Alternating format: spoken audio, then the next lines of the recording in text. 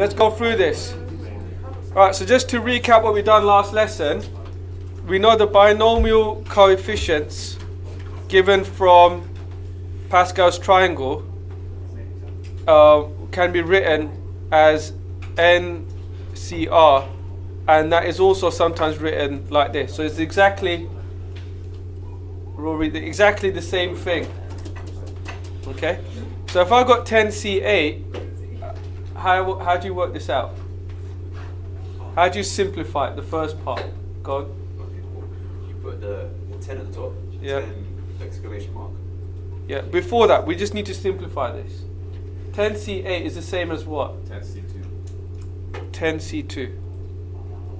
But a lot of it, yeah. Okay, and that means it just simply, I mean, it'll probably still simplify. But instead of using a formula, what can we do from here? Zayn, what do you do from here? Alright, let me come back to that. But what do you do from here? See here. Right. Two fractions. What goes at the bottom? 1, 2. 1, 2. What goes at the top? 10 times 9. And how do I work this out? Can I simplify it further? 90 over 2. Sorry? 90 over 2. Or 9 times 5. 45. Yeah. So I could do 5 times 9, which just gives me 45. Okay? Can you just quieten down, please? Seriously. It's a bit loud. I don't mind you talking, but one of us has to talk, isn't it? Either you or me. So I'm talking to you while you're actually talking. It's a bit loud. Alright, so you got 10C8, 10C2. Hands up, why? How comes these two are the same? Who can explain why they're the same? Go on. Because of the sequence of Pascal's triangle. So in the 10th row, the 8th digit and the second digit are the same. It's 1 and the 6th digit. That's the one. Right, so if I let me just get a picture up of Pascal's triangle, and let's just stick that in there. So say we've got something like this, okay? So this is what we did last lesson, and so it's just like a little recap before we move on. So say I've got something like this. Here's Pascal's triangle, okay? And the first row is what? N equals what? 0. 0. Good. Okay, and then you got n equals 1. Zayn, why don't you look up? And then you got n equals 2, n equals 3, n equals 4. Okay, now from here, the first thing you can see is it's actually symmetrical. Okay, so you've got 1, 5, 10, 10, 5, 1. 1, 6, 5, 12, 15, 6, 1. So it's symmetrical. So that means, so here's n equals 6. So if I got 6C0, I'll get 1. 6C1 gives me 6. Okay, and I can also see 6C6 gives me 1. 6C5 is 6. And so therefore it's symmetrical. And we're using that property to therefore work out what these values are, especially if you've got a big number like this and you don't want to use a formula. Obviously you can still use a formula, so it'll be n factorial. Go on, and well, what do you get? How do you do it? So you do 10 factorial divided by There's R, yeah, R, which means 8. 8 factorial, yeah. Then it's n take away R, which is 2. 10 take away 8, excellent. Okay, so then you've got 10 times 9 times 8. Exclamation mark. Sorry? 10 times 9 times 8 factorial divided by 8 factorial times 10 take away 8 gives us the 2 factorial. And then obviously from here you could cancel off the 8, and then you're left with 10 times 9 divided by the 2, which gives us the 45. But again, the 10 times 2, the 10 over 2 can be written as 5. 5 times 9 gives us the 45. Okay, so those are the basic properties of Pascal's triangle and the little shortcuts which you can use in a non-calculator situation. Right, let's now think about the next sort of step with this, and that's, instead of expanding the whole thing out, what if we just want the first or second term? Now one of the things to realize also is the zeroth term, the zeroth value, or the first term, okay, is what for all of them? 1. 1. It's always the coefficient given from Pascal's triangle is always going to be 1. What about the next term after that? What's that going to be? It's always going to be n. Okay, so 1, 2, 3, 4, 5, 6, 7. Okay, that is always going to be n. And it's only the third value, if you have to work it out, that you then have to work out what that is.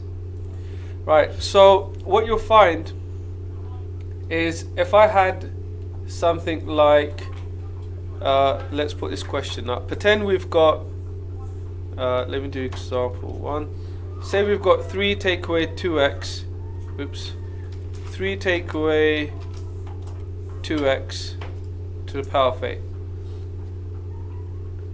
And what I had to do is find the coefficient of 3 terms. I'll be very specific. So say we did x squared, say we did x to the 5, let's do x also to the 7, and let's do, last but not least, let's do x3 as well. Okay, so what we want to do is if we want to expand this out, okay, using Pascal's triangle, what we want to do is be able to just work out the x squared coefficient. Now we know, but what we don't want to do is actually do the full expansion. We don't want to do that. We're going to use a formula instead. But before we look at the formula, let's just think about what's going to happen. We start off with n, which is obviously 8c0. Then what? What is that times by? Times by the 3, times by the minus 2x. Okay. 3 to the power 8 minus 2x to the power of 0 plus 8c1, 3 to the power of 7 minus 2x to the power 1 plus 8c2, 3 to the power of 6 minus 2x to the power of 2, and on and on. Now if you were to generalize this into a formula, okay, what could we say?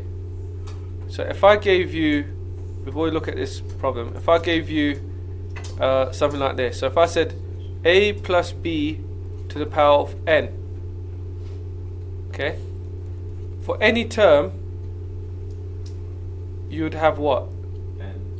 nc for any term r, okay, so that's what's used on your calculator. You've got the NCR button, times a to the power of something and b to the power of something. What is that power going to be? N, but it's not always n. Look, we've got 8, we've got 7, you've got 6, n minus r. Excellent. And what's this power going to be?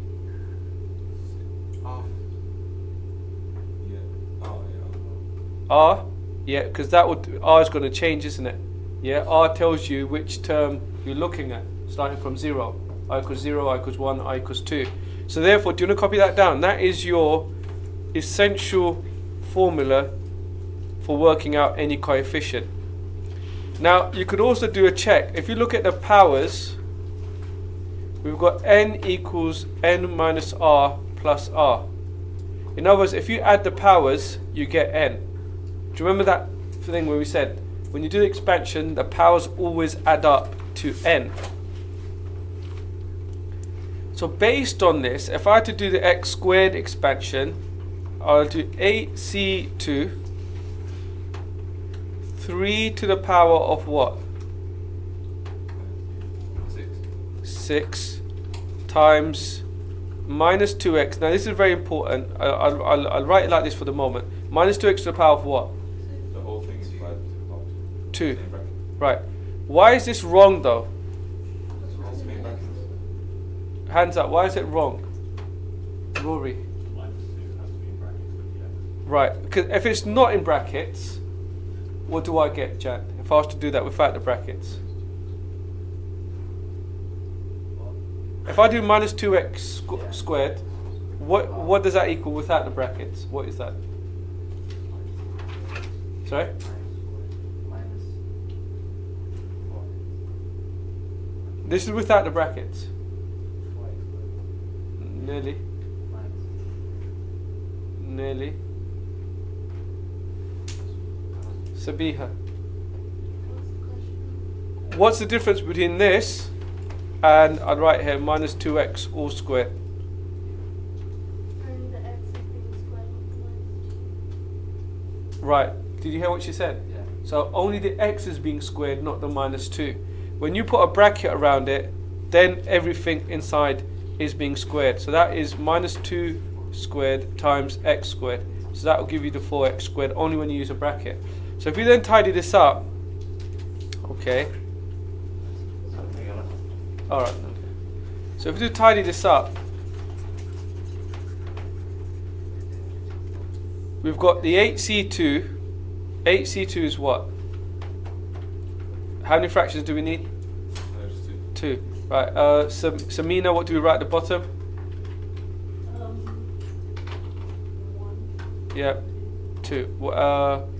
And Shivanji, what do you write at the top? 8 and 7.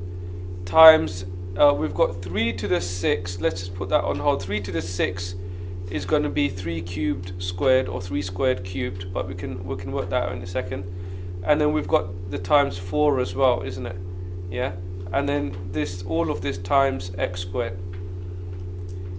And if we were to work that out, I'd probably say use a calculator in this instance. 81648 times x squared. Okay. Any questions? All right. Can you work in pairs and have a go at part 2, 3, and 4? Off you go. Yeah, do it on the whiteboards.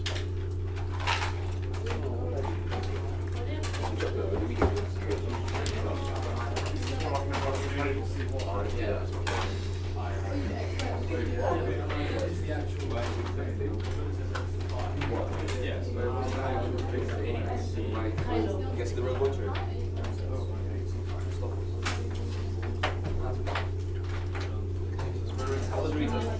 So where's the actual thing? Sorry? Oh, the actual thing that you're expanding is that 3 take away 2x to the power of 8.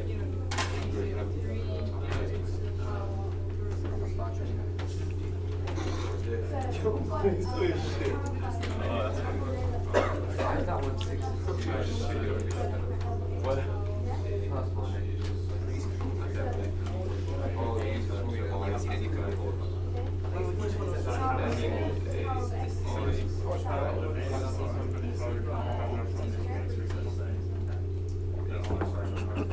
Oh, I don't know. Someone smart, right? And then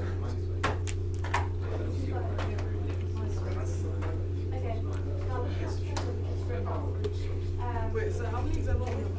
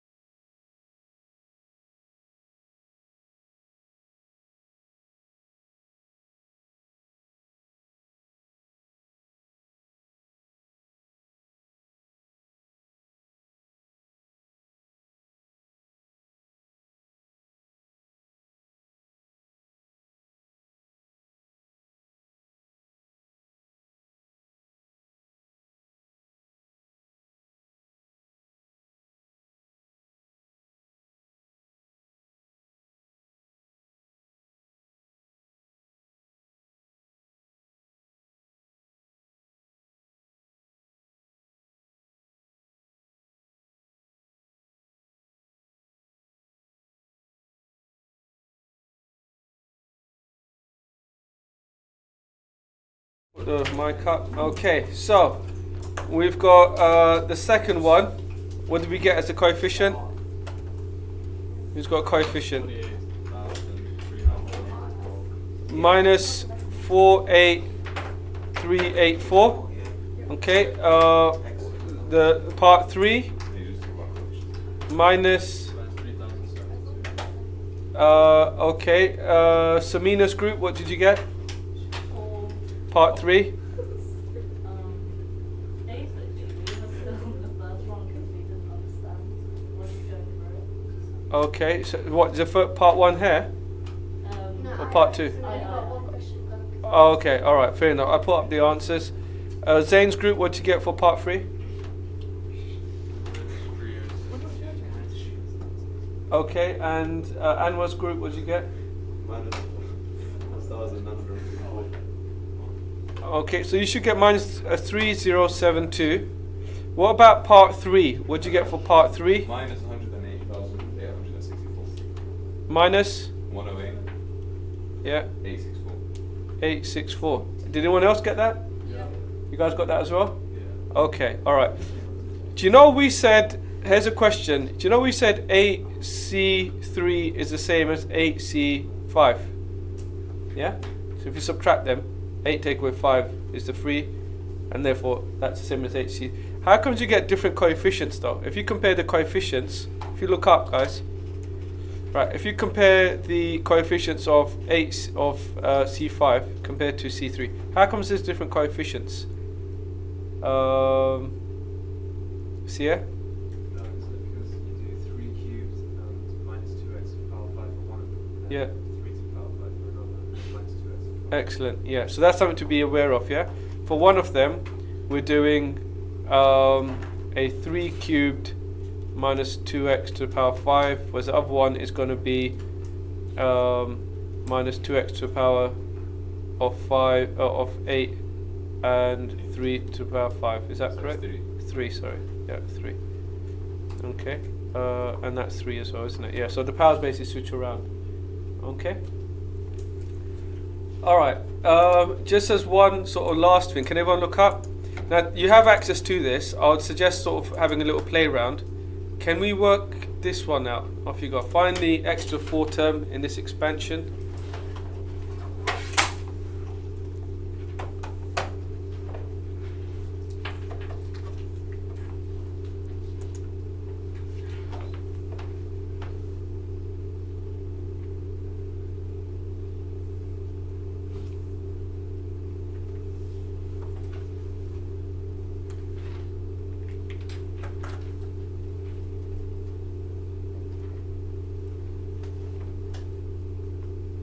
Just shout out your answer when you've got it, or put your hand up.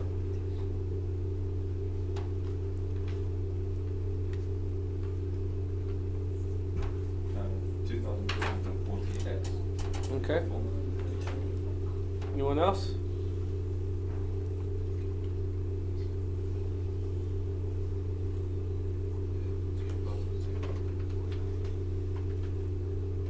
Okay, if you just write on the mini whiteboard, just put it up. Okay.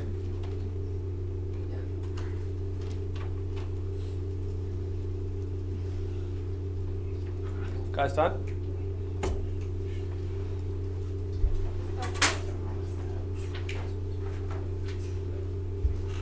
It also means as a group you all agree with it. 2240. Okay. 10 more seconds. Okay. Anwar's group, Jan's group. Okay. Alright. I think the advantage of the mini whiteboard is as a group it's, you know, this is what we're doing as a table, right? So we put that in 2240. I know I did wrong. Okay. Alright, let's do another one. Hands up if you got that? 2240. Okay, let's do another one. 5, 4. What I'll do is I'll put this in the notes so you've got it. For those people who need it, I'll just take a quick picture and put it in the notes. Alright, let's have a go at this one. No, in fact, let me change that. Let's do that one. Off you go.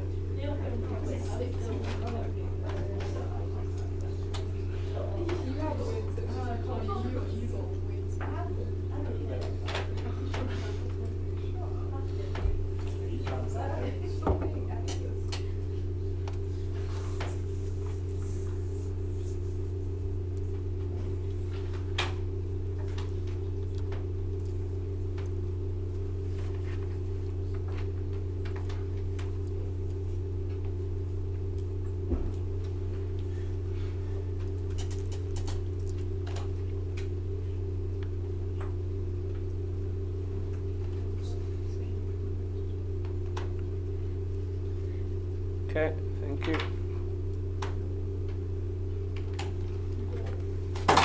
Okay, good stuff. You got this? Okay. Yeah. What do you guys have?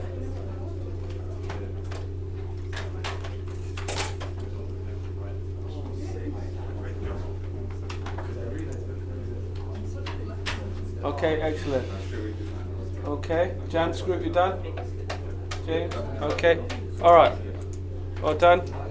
Okay. All right. So you understand how that works? Yeah, I've got times, you know, there's a C, Yeah. and a 3. Yeah. All right. What I'd like us to do is right. What I'd like us to do is just do one last part of this, and then that just brings the whole thing. That means we're basically covered. I'm gonna go over this by actually just working through an example, and maybe we can actually do this one together. Okay, can you work out part 1, then work out part 2, and then work out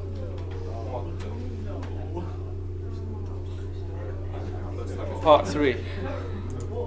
I'll give you about 5 minutes. Off you go.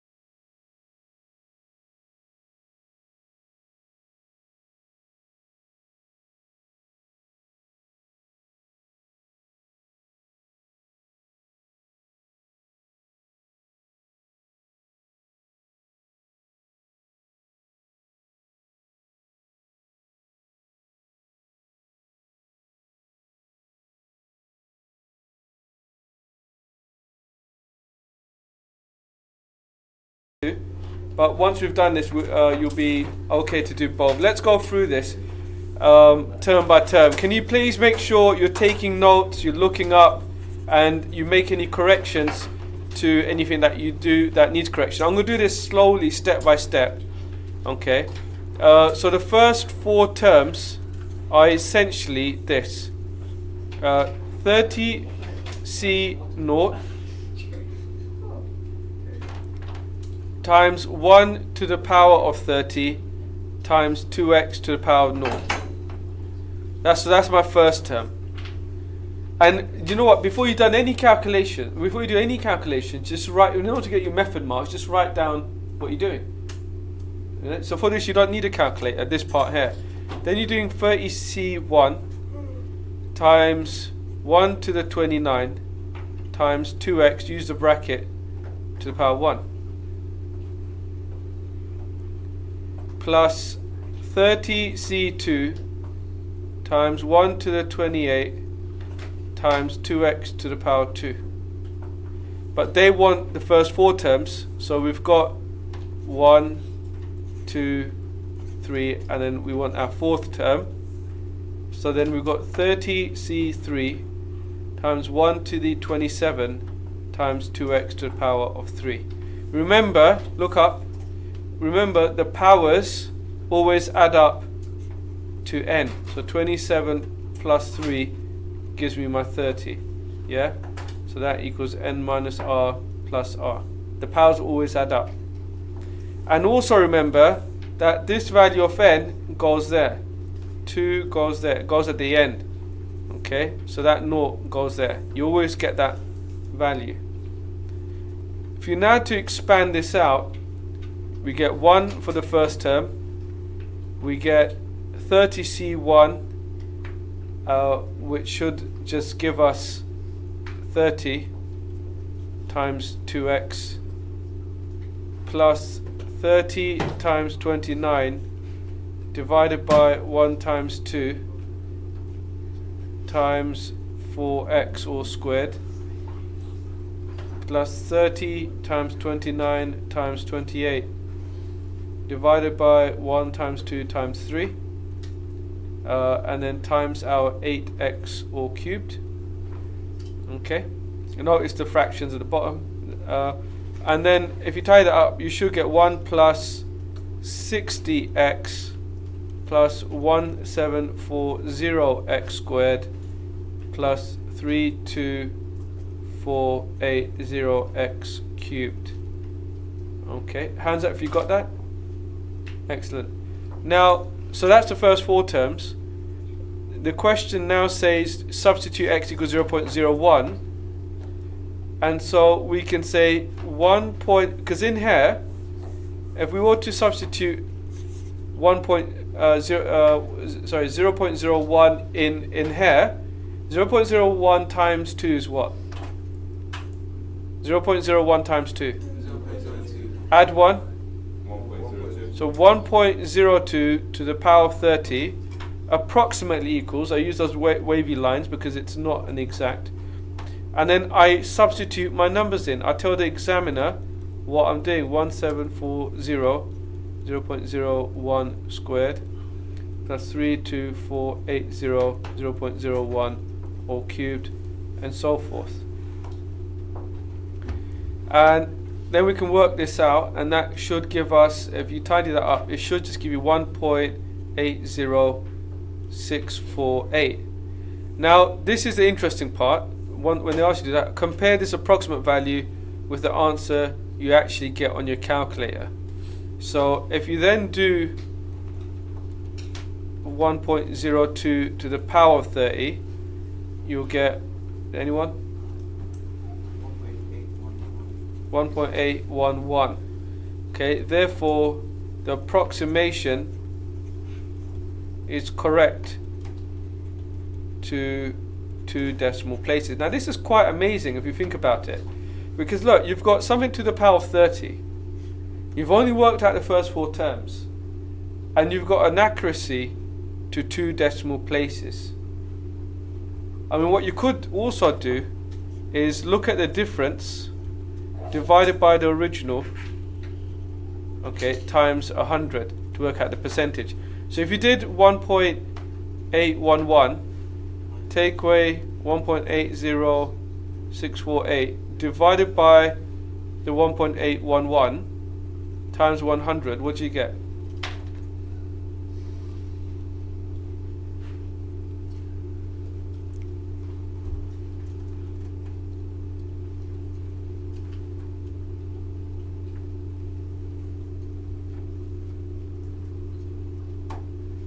Anyone?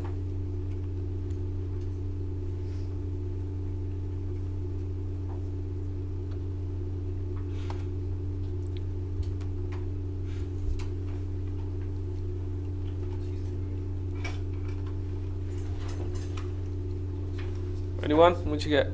1.811 take away 1.80648. Go on.